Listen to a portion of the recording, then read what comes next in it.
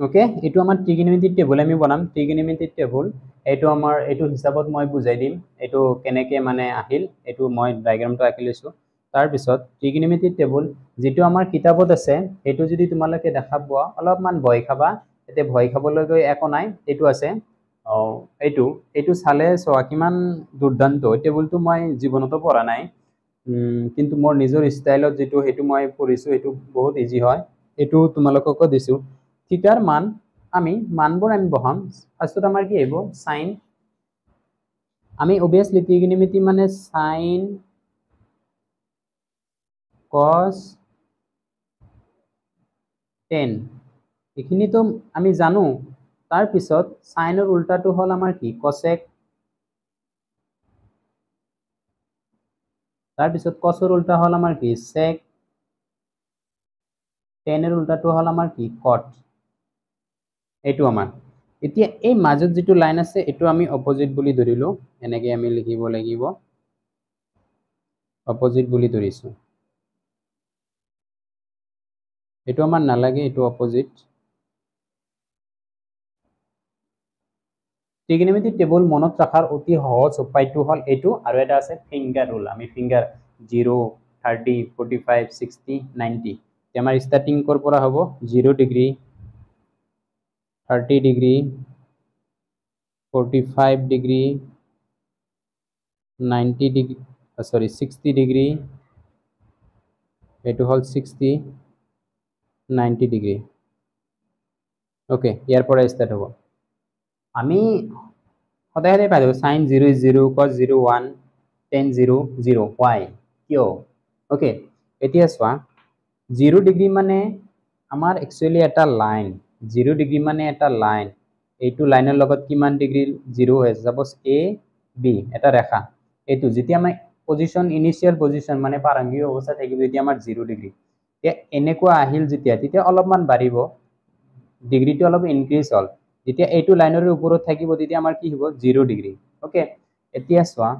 থিটা 0 তকৈ ডাঙৰ আছে obviously এটি সামথিং যদি আমি মেজাৰমেন্ট কৰো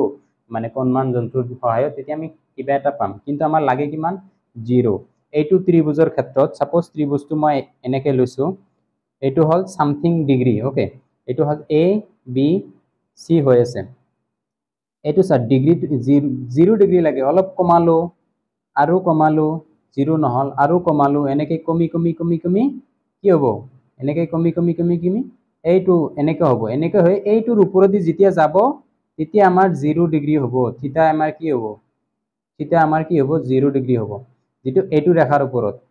ৰেখাৰ ওপৰত হলে obviously আমাৰ লম্বটো কি হৈ যাব লম্ব নোহোৱা হ'ব যেতিয়া এটা ত্ৰিভুজৰ লম্ব নোহোৱা হয় তেতিয়া আমাৰ 0 হ'ব এতে কিমান আছে ভূমি আৰু এইটো আছিল আমাৰ কৰ্ণ সেকেন্ড কৰ্ণ এইটোত আছিল তাৰ পিছত কৰ্ণ এইটো হ'ব তাৰ পিছত কৰ্ণ এইটো হ'ব তাৰ পিছত কৰ্ণ এইটো তাৰ পিছত কৰ্ণ এইটো তাৰ পিছত নেক্সট বাৰ যায় আমাৰ কৰ্ণ আৰু ভূমি সমান হৈ গেছে সো থিটা ইকুয়াল টু 0 ডিগ্ৰীৰ বাবে 0ৰ বাবে আমি লিখিব পাৰিম লম্ব ইকুয়াল টু 0 আৰু কৰ্ণ আৰু ভূমি আমাৰ একে হৈ যাব ভূমি ইকুয়াল টু কৰ্ণ হৈ যাব okay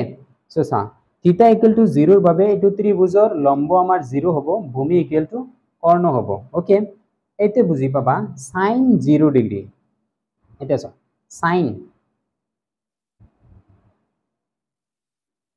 sin 0 degree obviously sin মানে আমি কি পাইছিলো এটো চোৱা sin মানে লম্ব বাই কৰ্ণ পাইছিলো sin 0 ডিগ্ৰীৰ বাবে লম্ব আমাৰ কিমান আছে লম্ব মানে 0 আছে লম্ব বাই কৰ্ণ কৰ্ণ মানে কৰ্ণই দিলো কৰ্ণ ইকুয়াল টু ভূমি একে হৈছে কৰ্ণ 0 বাই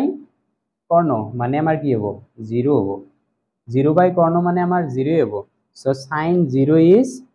0 কেনেকে হল যদি আমি কোণটো 0 ডিগ্ৰী পাবো 0ৰ বাবে লম্ব ইকুয়াল টু 0 ভূমি ইকুয়াল টু কৰ্ণ sin 0 is 0 এতিয়া সব cos 0 ডিগ্ৰীৰ বাবে এতিয়া সব cos যেতিয়া যাম cos ভূমি বাই কৰ্ণ আমাৰ ভূমি কি আছে ভূমি ইকুয়াল টু কৰ্ণ হৈ আছে সো ভূমি ঠাইত আমি কৰ্ণ লিখিব পাৰিম কৰ্ণ বাই কৰ্ণ হল কিয়নো এই কৰ্ণ মানে কৰ্ণ আৰু ভূমি সমান হৈ আছে সো কৰ্ণ বাই কৰ্ণ 1 হ'ব so cos 0 is equal to 1 so cos 0 equal to 1 এতিয়া tan চাম বস্তুবোৰ ইজি ফাৰ্স্ট টাইমৰ কাৰণে বুজাই দিছো tan 0 ডিগ্ৰী tan যদি আমি চাবলৈ যাও লম্ব বাই ভূমি এটো চ 0 ডিগ্ৰীৰ বাবে লম্ব কি আমাৰ 0 বাই ভূমি 0 বাই ভূমি আমাৰ কি হ'ব answer 0 by something is 0 hobo. So tan 0 is 0. Tan 0 is 0. Okay. এনেকে আমি 0 ডিগ্ৰীৰ যেটো কনসেপ্ট আছে 0 ৰ বাবে কেনেকে কি হয় এতিয়া 30 ৰ বাবে এটোটো 0 নহব tan 30 হ'ব তাৰ বাবে tan 30 ৰ মান আমাৰ 1/2 cos 30 ৰ মান আমাৰ √3/2 tan 30 ৰ মান আমাৰ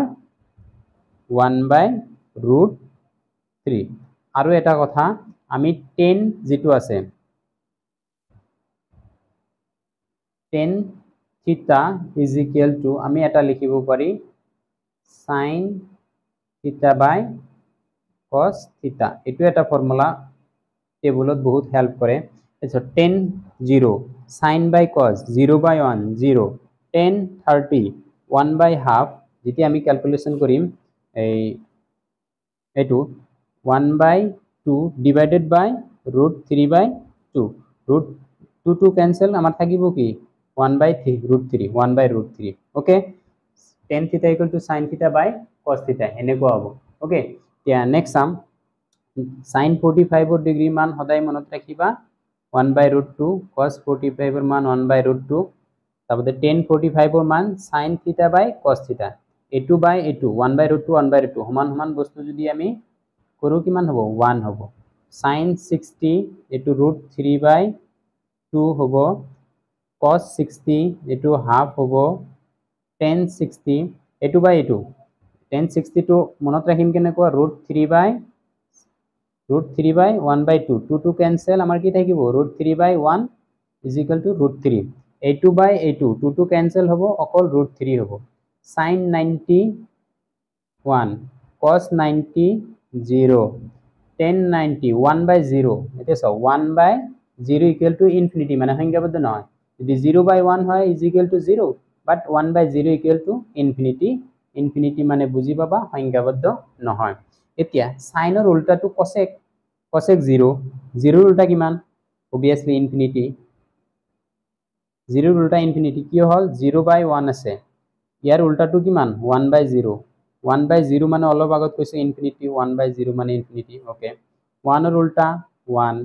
0 ৰ উল্টা infinity মানে সংখ্যাবদ্ধ নহয় half ৰ উল্টাটো 2 √3/2 ৰ উল্টাটো 2/√3 1/√3 ৰ উল্টা অকল √3 1/√2 ৰ উল্টা 2 √2 1/√2 ৰ উল্টা 2 1 ৰ উল্টা 1 √3/2 ৰ উল্টা 2/√3 half ৰ উল্টা 2 √3 ৰ উল্টা 1/√3 1 ৰ উল্টা 1 0 ৰ উল্টা infinity ৰ উল্টা 0 এটো হল আমাৰ কি ট্ৰিগোনোমেট্ৰিক টেবল এতিয়া অলপমান হলে বুজি পাইছা কেনেকৈ আহে তাৰ পিছত ফিংগাৰ ৰুলত যেতিয়া বুজাম তেতিয়া বহুত ইজি হ'ব বহুত ইজি হ'ব ওকে এতিয়া চাও আমি ফিংগাৰ ৰুল হিচাপত আমি এটো স্টেপ 4 হ'ব এটো স্টেপ 3 হল এটো চাও ট্ৰিগোনোমেট্ৰিক টেবল এটো হল ট্ৰিগোনোমেট্ৰিক টেবল এটো হল স্টেপ 3 এতিয়া স্টেপ 4 হ'ব ফিংগাৰ ৰুল হিচাপত আমি এই ভ্যালু কেটা আমি কেনেকৈ মনত ৰাখিব লাগে এটো যদি তোমালোক অলপ টান পাইছে ফিংগাৰটো ইজি পাবা লাইফ টাইমৰ কাৰণে মনত থাকিব ফিংগাৰ ৰুলটো এতিয়া আমি শিকিম ওকে এতিয়া আমি এই ট্ৰিগোনোমেট্ৰিক টেবলটো সঁচা হয় না নাই এটা আমি প্ৰুফ কৰিম বাই ফিংগাৰ ৰুল এতিয়া যেতিয়া আমি ফিংগাৰ ৰুল ইউজ কৰিম তেতিয়া আমাৰ obviously আমাৰ ধুনিয়াকৈ মনত থাকিব কিয়নো লেফট হ্যান্ড যেটো হ্যান্ড আছে তাতে ফিংগাৰটো আমি এক্সামত যাবই পাৰিম যেতিয়া আমি ফিংগাৰ ৰুল হিচাপত sin 0 30 45 60 90 ৰ মানটো কিমান এটো আমি obviously গম পাম এক্সামত পাহৰি নাযাও আমি ফিংগাৰ হিচাপত হাতখন এনেকৈ দিম তাৰ পিছত জাস্ট 2 বা 3 সেকেন্ডৰ মাজত আমি উলাইব পাৰিম এটো টেবলটো সঁচা হয় না নহয় এটো টেবল ফিংগাৰ ৰুলত যাও বুজাম বহুত ইজি হয় বহুত ইম্পৰ্টেন্ট হয় okay so finger rule number 4 finger rule হিচাপত এটা এক্সাৰসাইজ 8.3 আৰু 8.2 গোটেইখিনি কভাৰ কৰিছে ওকে সো এটো ইম্পৰ্টেন্ট যেতিয়া আমি লেফট হ্যান্ড ফিংগাৰ লম এটো সোৱা লেফট হ্যান্ড ফিংগাৰ আমি কনসিডাৰ কৰিম এটোৰ লগত 0 degree 30 degree 45 degree 60 degree 90 degree okay যেনেকৈ আছে 0 30 45 60 90 লেফট হ্যান্ড অলৱেজ মনত ৰাখিবা এটো 0 ডিগ্ৰী এটো হল 30 ডিগ্ৰী এটো হল 45 ডিগ্ৰী 90 ডিগ্ৰী সৰি 60 ডিগ্ৰী 90 ডিগ্ৰী 0 30 45 60 90 এতিয়া 0 30 45 60 90 এটুক আমি এনেকে লিখিব পাৰো sin থিটা যেনেকৈ আছিল লম্ব বাইকৰ্ণ cos থিটা ভূমি বাইকৰ্ণ হেতে আমি ফিংগাৰ বিলো এতে মই লিখি দিছো ফিংগাৰ বিলো যেতিয়া আমি লেফট হ্যান্ডখন আমি এনেকে লিখম sin থিটা যেতিয়া আমি 0 বুলি কনসিডাৰ কৰিম সাপোজ এটো 0 এটো 0 বিলো মানে আমাৰ তলফালে মানে ফিংগাৰ বিলো মানে আমাৰ তলফালে আৰু কেইটা ফিংগাৰ আছে ওকে আৰু ফিংগাৰ এবভ মানে উপৰ ফালে যেটো আমি কনসিডাৰ কৰিলে এটোৰ উপৰ ফালে কেইটা আছে এটো হ'ব আমাৰ এবভ আৰু যদি তল ফালে হেতু আমাৰ বিলো ওকে সো যদি 0 ডিগ্ৰী সাপেক্ষ হয় এই গোটেইখিনি আমাৰ কি এবভ আৰু 0 ডিগ্ৰী তলত আহিলে কি হ'ব বিলো ওকে হেতু হল ফিংগাৰ বিলো আৰু finger above tan theta equal to finger below by finger above okay so tan theta equal to আৰু এটা পাইছিলো কি tan theta equal to sin theta by cos theta এটো মনত ৰাখিবলৈ যদি ফাৰ্ষ্টতে মই লিখি দিছো tan theta equal to sin theta by cos theta এতিয়া আমি হিকিম suppose sin 0 okay এতিয়া sin 0 ৰ ক্ষেত্ৰত আমি কনসিডাৰ কৰো কি sin 0 degree is equal to sin 0 degree equal to তলত তো obviously root 2 থাকিব ওপৰত root থাকিব sin মানে কি যেটো আমাৰ হ্যান্ড আছে হ্যান্ডৰ বিলো মানে তলফালে কেইটা আঙুলি আছে তলফালে এটাও নাই বিলো মানে তলফালে এটাও নাই মানে আমাৰ 0 আছে এতিয়া √0/2 √0 মানে 0 সো এটো মানে 0 এতিয়া সোৱা সাইনৰ তলফালে এটাও নাই কাৰণ আমি 0 দিছে 0/2 মানে 0 so sin 0 is 0 obviously হল এতিয়া আমি চাম সাইনৰ ক্ষেত্ৰত 0 ডিগ্ৰী 0 এতিয়া 30 ডিগ্ৰী sin 30 ডিগ্ৰী চাম এতিয়া এটো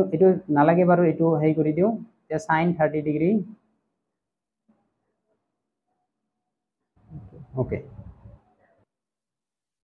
আমি চাম sin 30 ওকে সো sin 30 চাম 30 আমি এইটো কনসিডাৰ কৰিম এইটো ৰুট ওভাৰ বিলো ফিংগাৰ এটো sin 30 মানে এইটো আমাৰ 30 ইয়াৰ 30 তলত কেইটা ফিংগাৰ আছে 1 এটা ফিংগাৰ আছে তলত হল 2 তলত 2 ওপৰত কি এইটোৰ তলত কেইটা ফিংগাৰ আছে এটা ফিংগাৰ আছে সো √1 মানে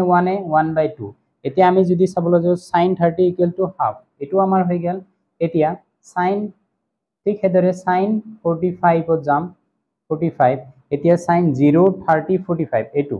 এইটো ফিংগাৰৰ তলত কেইটা ফিংগাৰ আছে 1 2 দুটা ফিংগাৰ আছে